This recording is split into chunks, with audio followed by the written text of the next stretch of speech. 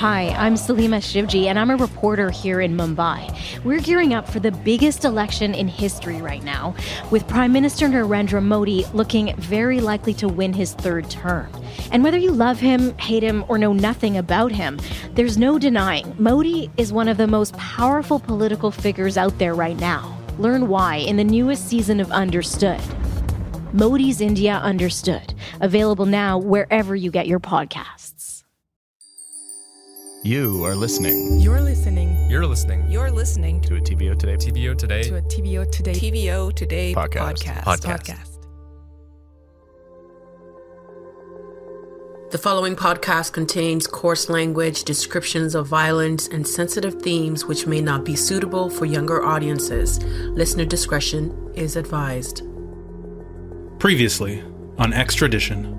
From my research, every way we could call China, there's ways to trace it back. Like, it's almost like we need like a cybersecurity person. It is impossible to compete with a nation state when it comes to maintaining your own cybersecurity, but it is, I think, worth it to make it harder for them. I would find the Chinese speakers and call the prison. I can't believe I'm doing this. 你不要再给我们打电话了啊！你没有权利问这个。 Whoa, tell me. He said, you have no right to ask the question. You just hung up. You have no right to ask this question. And then he was like, don't call back.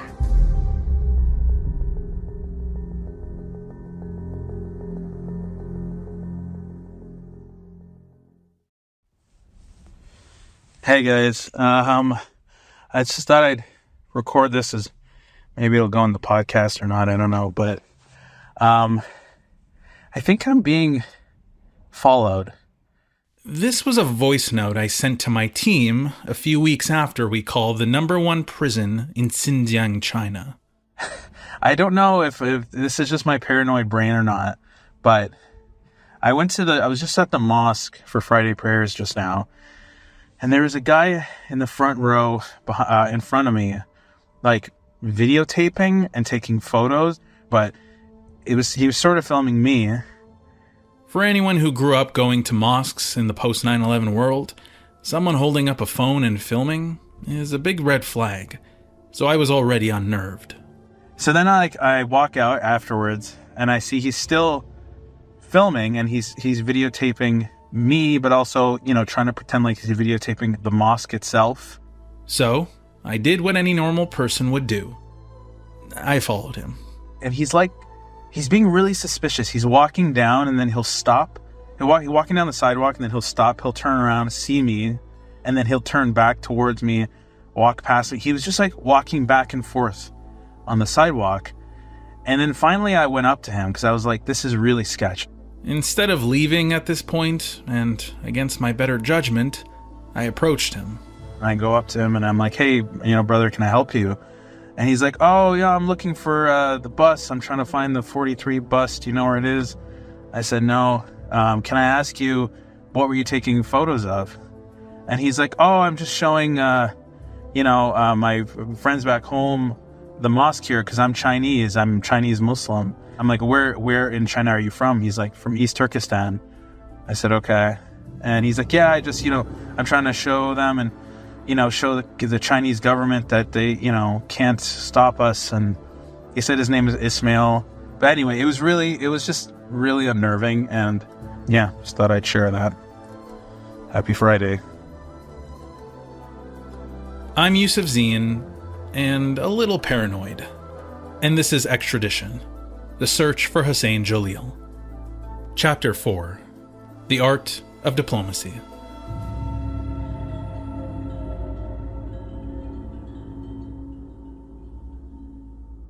To this day, I still don't know if that man was really taking photos of me, or if he was just wanting to send photos back home to his family.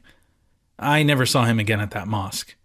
If Ismail is listening to this, and you're not a spy, then sorry I was a little bit cold.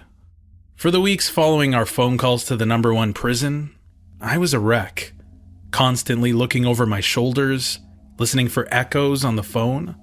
I was even having nightmares. One had me waking up in the middle of the night, screaming and in a cold sweat. I felt like I was starting to lose it. And the thing is, even with the steps we'd taken to protect ourselves, the possibility that I was being followed or surveilled was something I couldn't take off the table. We had just called a secure prison facility in Xinjiang and asked about a high-profile inmate, and we had identified ourselves as Canadians. Regardless, we had to prep for our next call to the prison. What we really needed was a strategy, to talk to someone who had been in our shoes, who had already tried to get information on Huseyin. We hadn't gotten very far with the current government. Our request for comment on the case always got us the same response. The government of Canada has been actively engaged on the case of Mr. Celil since his initial detention. While the Chinese government refuses to recognize Mr. Celil's Canadian citizenship, we have continued to raise his case with Chinese officials at senior levels. Due to privacy considerations, no further information can be disclosed. Okay, so no help there. But perhaps the secret to our strategy lies in the past. What a great night! And friends, I have to say it, a strong, stable, national majority conservative government. The Canadian government was the most active in negotiating the release of Huseyin Celil between 2006 to 2009. At the time, it was a conservative government, under the leadership of Prime Minister Stephen Harper. Ultimately, they were unsuccessful in their diplomatic efforts to release Huseyin. But they did succeed in one big way. You may remember earlier in the series, we told you Huseyin's sentence was reduced from death to life. When we spoke to Chris McLeod, the lawyer who represents the Celil family, he attributed this to then Foreign Affairs Minister Peter MacKay. I would say, firstly, I'm glad you're doing this. I think it's one of these terrible tragedies. This is Peter MacKay. So in 2006, I was the Minister of Foreign Affairs, but it was during that time that I first became aware of the consular case of Huseyin Celil. There were a number of consular cases ongoing, but this one really stood out because of the blatant unfairness of what was happening to him. I received a briefing about his status, that he was being detained in Uzbekistan, and the fear was that he would be deported back to China, in spite of the fact that he had a Canadian passport. On June 26, 2006, Uzbek authorities had informed Canadian officials that Huseyin Celil had been sent to China. But when it came to the charges alleging terrorism and splitting the country, MacKay didn't buy it.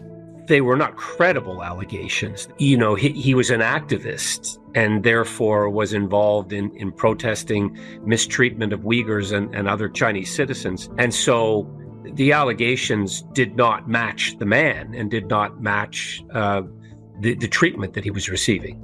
And what was the action that your government took once he was in China to secure his release? What was the strategy? Well, the strategy first and foremost was to get him a lawyer and to get legal representation. But again, within the Chinese justice system, it is entirely different than anything that would resemble a justice system in Canada or in the traditional sense. And that was again met with denials and essentially being told this is a case of no concern to Canada. He's not a Canadian citizen. You have no ability to speak up for his rights. He's not Canadian. Full stop. And what was Canada's response to that? Well, the response was persistence, to continually press on them and push for access, which was not forthcoming, to be sure. Despite MacKay's multiple attempts to get Huseyin consular access, the response from China was always the same. He's our problem, not yours. China's Assistant Minister of Foreign Affairs for North America, He Yafei, was reported saying, "Of course, as a courtesy, we will brief your embassy officials about what happens to Mr. Celil.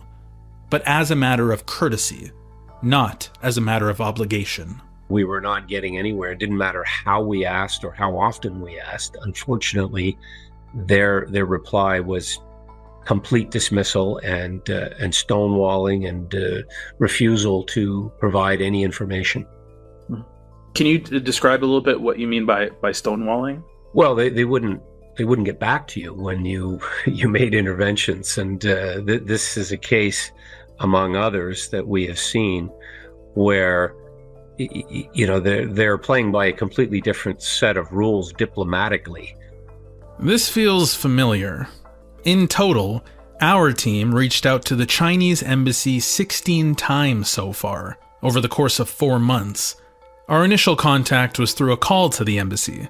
They sent us to a Gmail, and then proceeded to ignore us. McKay eventually had better luck. On April 19th, 2007, Huseyin's sentence was changed from death to life. This was a massive shift in the case, and a relief for Huseyin's family. Did you ever have a direct conversation with someone in terms of negotiating his sentence from death to life? Well, look, I can't confirm that. I would like to believe that the persistence and the continued follow-up and pushing on the government of China to do the decent and humane thing, at least commuting his death sentence, may have led to that decision.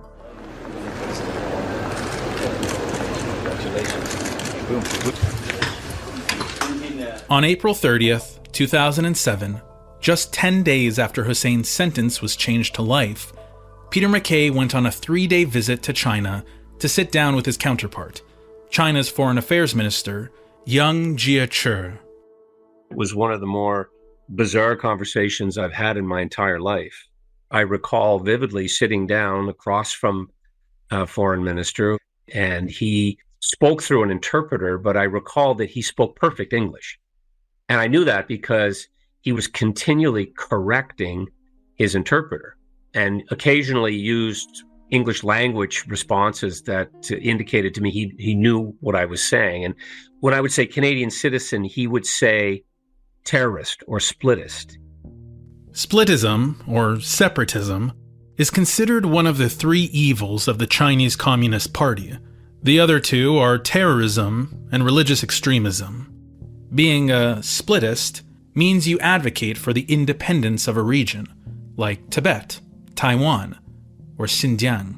I'm just curious, what was your initial ask? Like, what did you go there to achieve in terms of Hussein's case? Well, the soft ask was that we have consular access, that his family be permitted to see him, that we be given information about his well-being, his treatment, his health.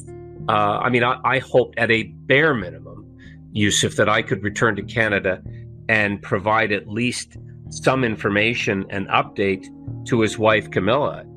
But McKay wasn't getting the answers he wanted, so he tried a different approach with the minister.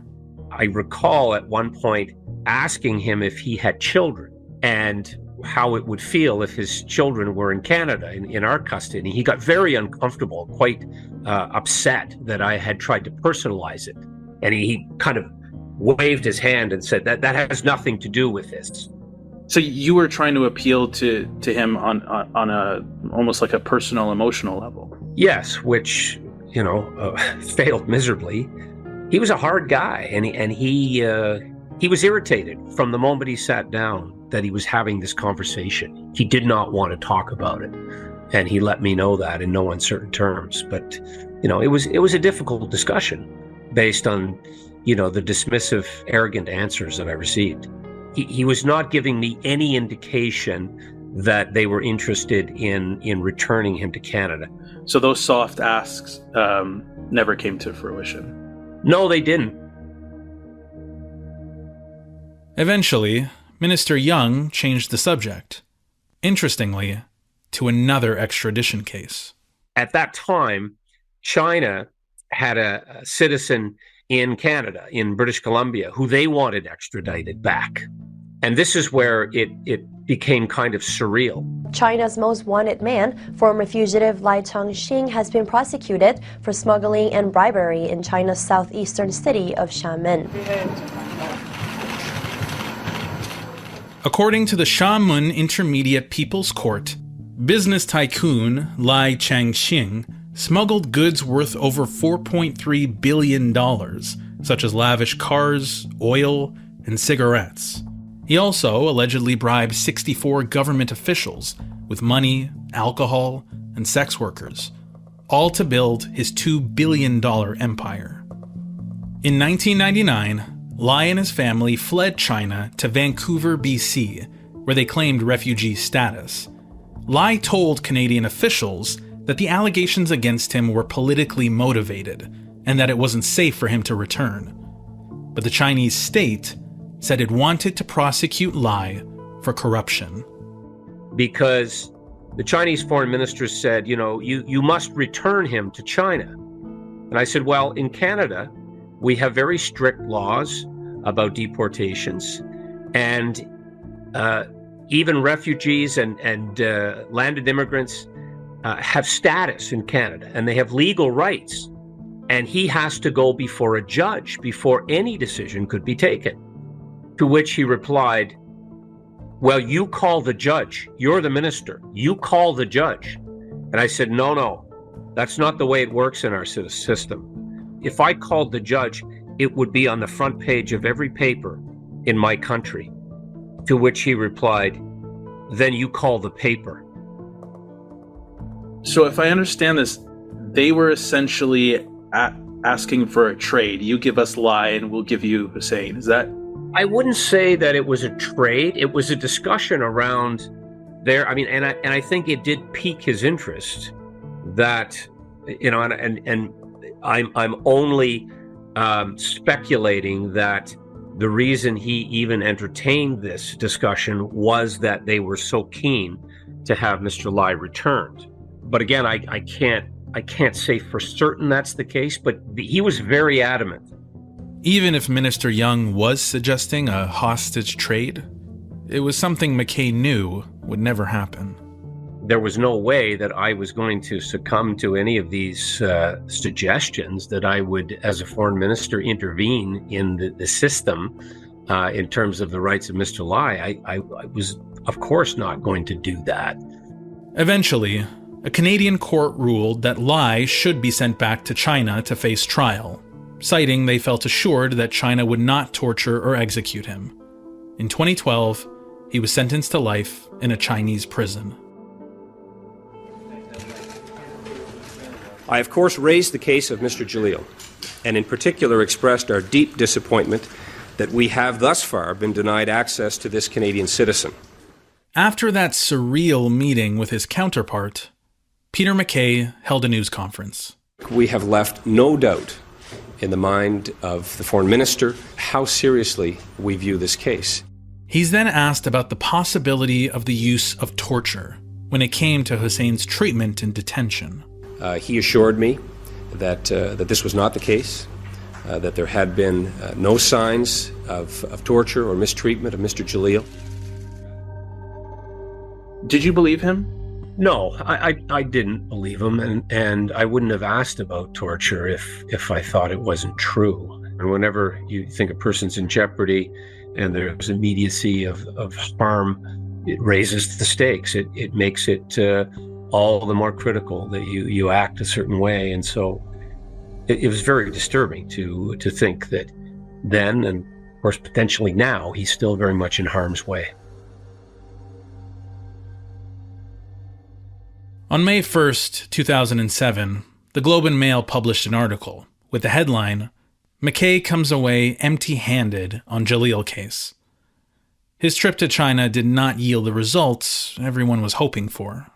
But if the Foreign Affairs Minister couldn't move the needle forward on Huseyin, then who could? When, we weren't making any progress and Huseyin was transferred to China, that's when I really elevated this and went to the Prime Minister. Jason Kenney was the parliamentary secretary to Prime Minister Stephen Harper in 2006. And I arranged for him to meet Husein's wife and children with Chris McLeod at a hotel in Toronto. And I think that might have been April, May of 2006, because I wanted to humanize the issue for him. And it was a very moving meeting. Camilla was very tearful, understandably, hard for her to communicate in English, but communicated very powerfully in emotional terms. And Huseyin's predicament clearly got Prime Minister Harper's attention. So much so that in that same year, during the APEC summit in Hanoi, Vietnam, Prime Minister Harper brought up the case to then Chinese President Hu Jintao. And the Prime Minister said that, and I'm paraphrasing, there are some things more important than the almighty dollar, by which he meant that human rights should not be completely subordinated to trade and commercial interests in the relationship. It caused quite a fracas. And in fact, I think all they ended up with was a kind of a brief handshake in a hallway with Hu Jintao in Hanoi, because the Chinese were so upset that the Prime Minister had publicly raised his concern about, frankly, the kidnapping of this Canadian citizen. And in some respects, the first few years of the Harper administration's relationship with the PRC was informed by the fight over Huseyin Celil. According to Kenny, Canada's strategy shifted after the Prime Minister became involved. Not only did they continue to stress that Huseyin was a Canadian citizen, but also that that was his only citizenship. They treated him under Chinese law as though he were a Chinese citizen. But in becoming a Canadian citizen, he, by operation of Chinese law, lost his Chinese nationality. They don't permit dual citizenship. Article 9 in the Nationality Law of China reads, "Any Chinese national who has settled abroad and who has been naturalized as a foreign national or has acquired foreign nationality of his own free will shall automatically lose Chinese nationality." One of the initial legal points and consistent legal points that we made on the case was that he can't be treated as a Chinese citizen in the courts there because he's a Canadian. He's no longer a Chinese citizen. He's a Canadian. And again, they just rejected it. And even though it's true that Article 9 of the Nationality Law of China says that a person loses his Chinese citizenship when they take on another one, Article 10 and 11 say that Chinese nationals may renounce their status only when their application has been approved. The legal gray area makes Huseyin's a tricky case. There's no one kind of cookie-cutter approach to resolving a complex consular case. And sometimes I'm willing to grant, even though I can be a bit of a hothead, I'm willing to grant that the kind of more diplomatic approach sometimes is necessary, because sometimes if you kind of, dealing with a country like China, if you, quote, cause them to lose face, push them into a corner, make it all very public, you're often less likely to get the desired result. And when it was clear that the Chinese weren't responding to our more public confrontational approach, we did try some back channels. I should be careful, I suppose, about revealing too much here. Jason Kenney said they did all they could at the time, but ultimately they failed to secure Huseyin Celil's release, and the press coverage wasn't kind. Headlines like "How Canada Bungled the Celil Case" and "How Amateur Hour Diplomacy Took Away Dad" circulated around the country. Canada's Foreign Affairs Service was criticized as being intellectually ill-equipped and lacking China competence in both language and communication skills. Kenney and Prime Minister Harper's public condemnation of China was also criticized. Harper's quote at the APEC summit in 2006 about not selling out human rights to the almighty dollar was considered by some as too blunt, saying these statements damaged any chance diplomats had of getting Huseyin released. The Globe and Mail later obtained over 2,500 pages of government records showing how the Canadian embassy in Beijing bungled the case back in 2006. How consular officials got lawyers that specialized in trade and economic law instead of criminal law. How the embassy racked up $28,000 in overtime, but learned little about the case and were prohibited from attending his hearings. And how, after Huseyin was sentenced to life in prison, the full-time Canadian consular presence in Urumqi disappeared almost completely, only a month later. To leave completely empty-handed with no information, no real hope, no sense that we had received what we had set out to do was deeply disappointing. And do I feel let down and that I didn't complete the mission? Yes, that's exactly right. Peter MacKay had some regrets in failing to bring Huseyin home all those years ago. For Jason Kenney, he worried about what the future would hold for Huseyin Celil. What I'm concerned about, Yusuf, I think in recent years, I'll be blunt, I think under the current government, I think this case has almost fallen off the radar screen. So when you think about the two Michaels, their incarceration became a huge national priority. The two Michaels became almost a household name. But how many Canadians have heard of Huseyin Celil? Chinese authorities have formally arrested 2 Canadians detained last year on state secrets charges. Both Michael Spavor and Michael Kovrig have been charged on suspicion of spying. The two Michaels were a high-profile case of 2 Canadians detained on allegations of, quote, engaging in activities that threaten China's national security. The case was continuously front-page news. Most recently, the Globe and Mail reported in March 2024, one Michael Spavor, got a $6 million settlement from the Canadian government for his time in Chinese prison.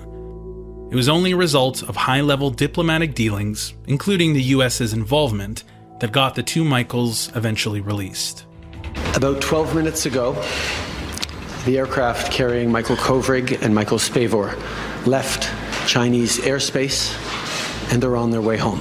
I'm very glad to see the 2 Michaels, Michael Spavor and Michael Kovrig, are safely back to their families after more than 1,000 days. 1,000 days in detention. After the initial arrest of the 2 Michaels, Canada-China relations became more and more strained. Earlier this year, the nation was captivated by a Chinese spy balloon drifting across North America. A troubling new report from the RCMP tonight. It's investigating claims of criminal activity at so-called police stations allegedly set up by China's government. China is accusing Canada of a smear campaign over those allegations, making big headlines in our country this week. Foreign Affairs Minister Melanie Joly has announced that Canada is expelling Chinese diplomat Zhao Wei. China warned its retaliation would be swift, and it wasn't kidding. We are asking a Canadian diplomat in Shanghai, Jennifer Lynn Lalonde, to leave, he said. This tit-for-tat between Canada and China was all happening while we were doing our investigation, from 2021 to 2024. With diplomatic ties now at an all-time low, it made me worry about what this meant for Huseyin's case. The Harper government did have similar concerns, so by 2009, they elicited the help from an American businessman turned activist. His name was John Cam. As I'm sure you appreciate, these are particularly tense and sensitive times between China and the United States and China and Canada. John was dubbed by the Hamilton Spectator as Canada's hired gun. If I'm a hired gun, I have to tell you, I'm the cheapest hired gun. I do not accept money to work on cases for obvious reasons. John Cam has had a long-standing relationship with China. He served as a representative for the National Council for U.S.-China Trade, managed a multinational chemical corporation in China, and was the president of the American Chamber of Commerce in Hong Kong. The interesting thing, of course, is that the Chinese were watching, of course. And, they were grateful that I was testifying quite powerfully to keep the trade relationship, which was a high priority for them. And it was because of that, largely, that they have entertained my inquiries on human rights. His interest in prisoner releases from China came in the wake of the 1989 Tiananmen Square crackdown in Beijing. The occupation of Beijing's Tiananmen Square is over. The student protests that gripped the world crushed in a bloody nighttime army assault. The Army moved in with a vengeance, at some points firing into the crowd before they actually got to the square. By some counts, more than 100 people are dead, hundreds more are injured. John secured the release of a political prisoner from the pro-democracy movement. He then left the business world and founded the Dui Hua Foundation, which means conversation and dialogue. A worthy aspiration. He now works full-time advocating for prisoners detained unfairly in China. And in September of 2004, he received a MacArthur Fellowship for designing and implementing an original approach to freeing prisoners of conscience in China. And I have to tell you, it's been quite a slog.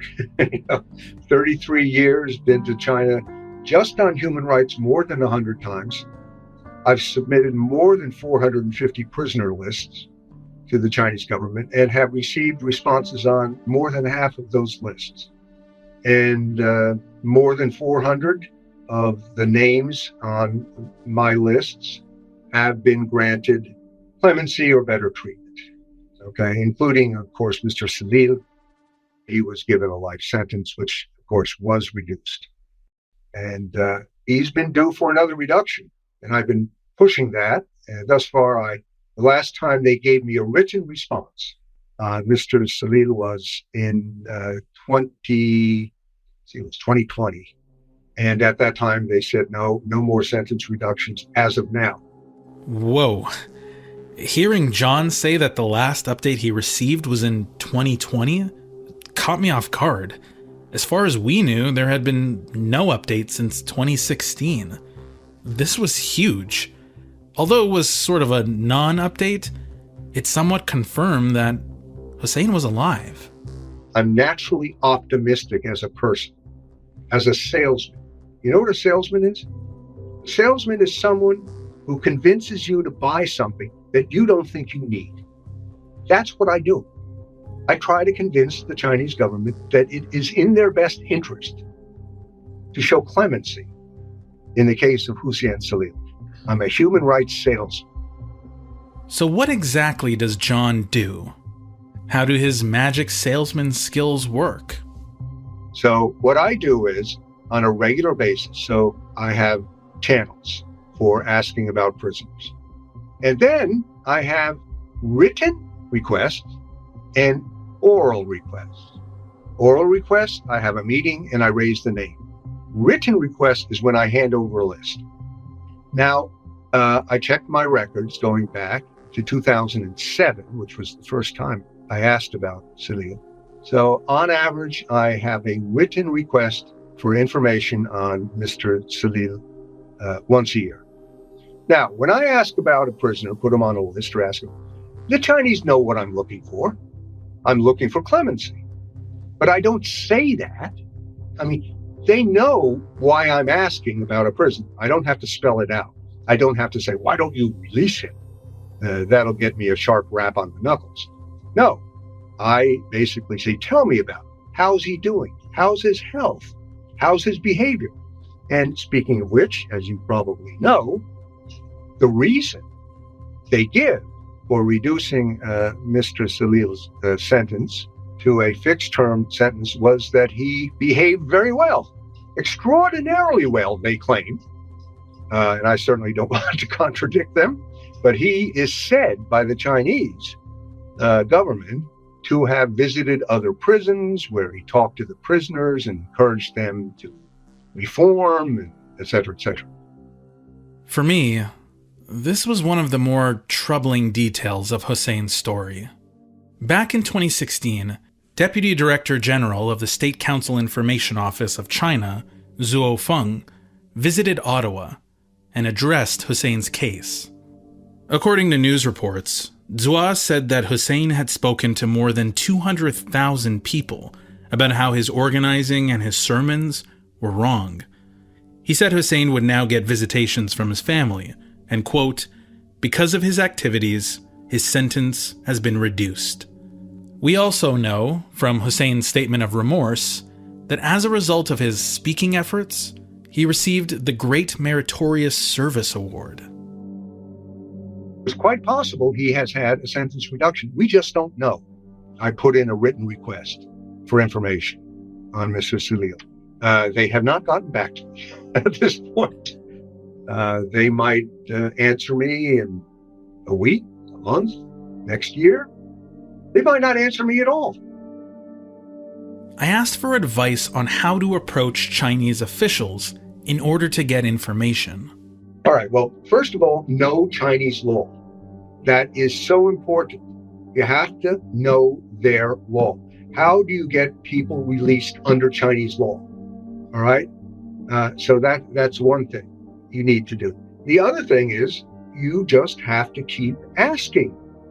When I ask about a prisoner, I don't ask about a political prisoner. You have to ask about a prisoner by referring to the crime that he has been accused of, sentenced of. Very important. The other thing you need to do is to know the history of the case. Sometimes you will see something. This response may be a bit different from that response. All right? You see an opening and you take it. But it's really hard work.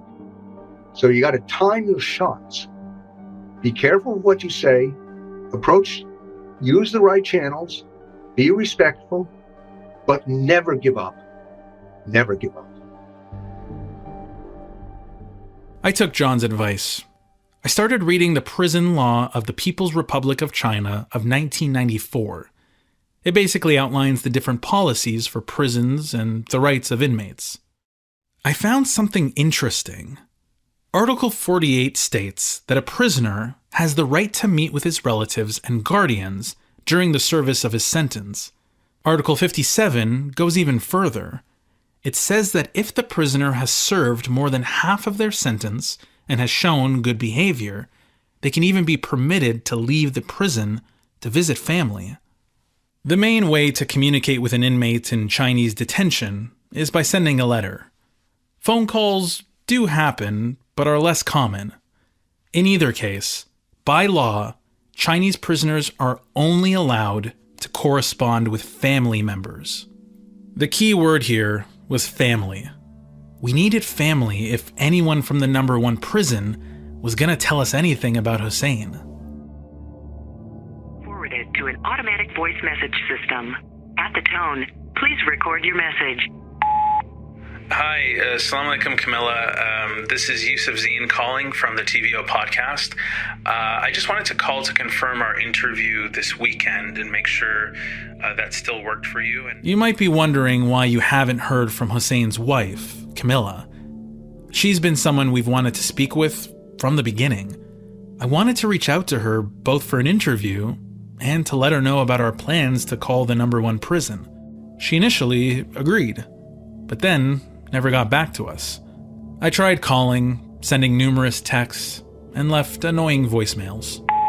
Hi, assalamu alaikum, Camilla. This is Yusuf Zine calling. I just thought I'd try you on a weekend to see if you were free to just schedule an interview. I'm calling about the podcast on... Assalamu alaikum, Camilla. This is Yusuf again from the TVO podcast. Sorry to bother you. I'm sure you're at work right now. Finally, we got a hold of her. Yeah, so as I mentioned in my email and my voicemails, we're doing a podcast series about Husein's story. It's sort of a 6-part series on the case, and really we just wanted to speak to you about... I explained what the podcast was about, but she ended up deciding not to do an interview. Camilla said it wasn't personal, and while she appreciated what we were trying to do, she had been trying to do the same for 17 years. Not to mention her hopes being shot down when Canada put all their efforts into bringing the 2 Michaels home, and not Huseyin. Beyond that, she also talked about her personal life. Camilla, now living in a suburb outside of Toronto with her 4 sons, is a single mom. She works ungodly hours every day and night to support her boys and put them through university. One of her sons lives with severe mental and physical disabilities and needs constant support. Well, I've already expressed, I think, some of the personal regret or lament that I have for Mr. Celil and his situation. Peter McKay again. I certainly think of his wife, Camilla, and what she's had to endure, and their 4 children.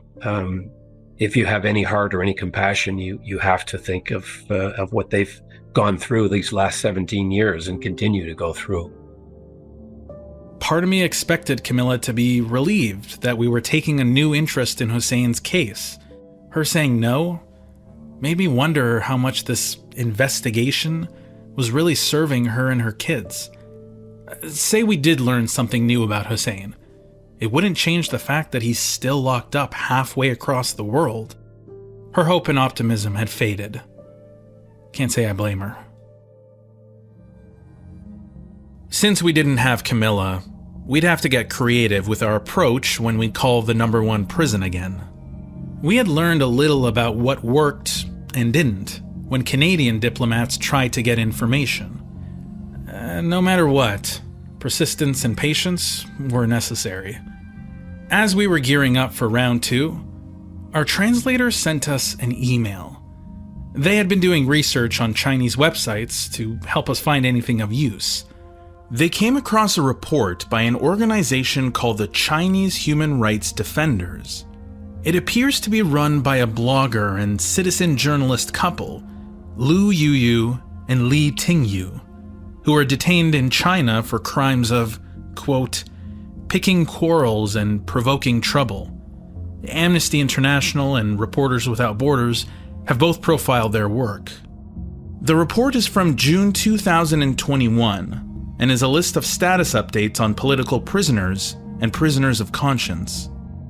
Scrolling through the report, they came across the section of prisoners who have been released from prison. There are 27 names. The very last one reads, Yu Shanjiang Jilili, and in brackets, Uyghur. Huseyin Celil, Uyghur. Was it possible that Huseyin has already been released from prison? That's next time on Extradition. Well, I guess we want to start with the last people to speak with him, which also points us to another problem. They're missing. And one of the hurdles we ran up against, and I suspect you're running up against this too, is that there's so many pockets of just negative space. It was 5 hours before my appearance in the Human Rights Subcommittee. I received one Twitter message. Your fucking mother is dead. We do know that the letters had an effect because he was in solitary confinement. He wasn't getting enough to eat and he was not getting the medical attention that he needed. What's that folder there? These were my notes from my first meeting with Camilla. Is it okay if we take? Yeah, absolutely. And the fact that they generally believe if you're calling from overseas, that get him into more trouble. 不是，我就问一下，你是不是脑子有问题呢？拿这个电话给我打，然后还问的是一个维吾尔族人，你觉得合适吗？ Extradition is written and produced by me, Yusuf Zine, and Kevin Young. Tiffany Lamb is our producer and editor for TVO Today podcasts. Kevin Young is also our audio engineer. Our story editor is Michelle Shepard. Our legal counsel is Willa Marcus. Production support from Jonathan Hallowell, Ariana Longley, Vito Tagarelli, Jeff Kusura, and Jennifer DeRosa. Artwork by Jasmine L. Kurd. Katie O'Connor is managing editor for podcasts and digital video at TVO Today. Our executive producer of digital for TVO Today is Lori Few. John Ferry is vice president of programming and content for TVO Today. Theme song and music by Blue Dot Sessions and Audio Network. Extradition is produced by Innerspeak and TVO Today.